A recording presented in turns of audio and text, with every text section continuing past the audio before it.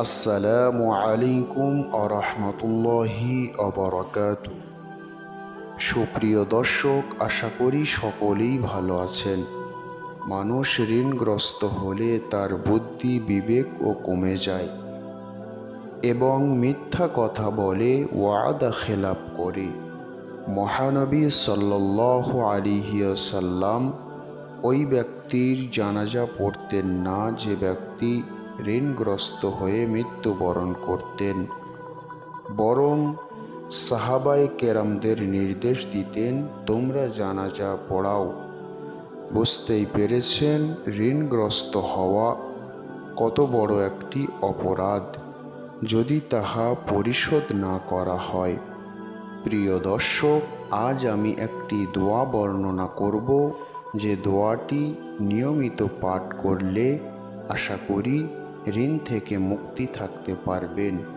আর ঋণগ্রস্ত থাকলে আশা করি আল্লাহ তাআলার পক্ষ থেকে সাহায্য আসবে। নবী করিম সাল্লাল্লাহু আলাইহি ওয়াসাল্লাম বলেন, কোনো ব্যক্তি যখন ঋণগ্রস্ত হয় সে তখন মিথ্যা কথা বলে আর ওয়াদা খেলাপ করে। বুঝতে পেরেছেন ঋণ মানুষের জন্য কতটা বিপদের বিষয়।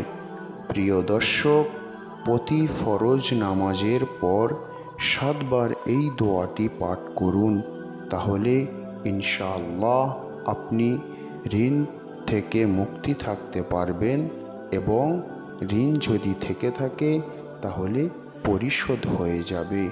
দোয়াটি হলো, আল্লাহুম্মা কফিনি বিহালালিকা আন হারামিকা ওয়া আগনিনি বিফাদলিকা আম্মান সিওয়াক।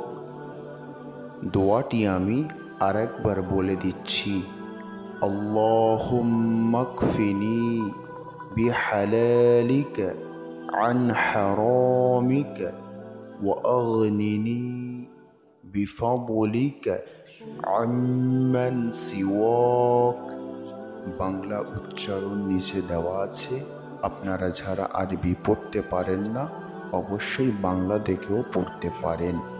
এই দোয়াটি যদি কেউ নিয়মিত পড়তে পারে আশা করি তার যত বড়ই ঋণ থাকুক না কেন ইনশাআল্লাহ সেটি আল্লাহ তাআলার পক্ষ থেকে পরিশোধ হয়ে যাবে। প্রিয় দর্শক, ভিডিওটি এই পর্যন্ত। ভিডিওটি যদি আপনার কাছে ভালো লেগে থাকে তাহলে অবশ্যই একটি লাইক দিয়ে চ্যানেলটি সাবস্ক্রাইব করে রাখবেন। আসসালামু আলাইকুম ওয়া রাহমাতুল্লাহি ওয়া বারাকাতুহু।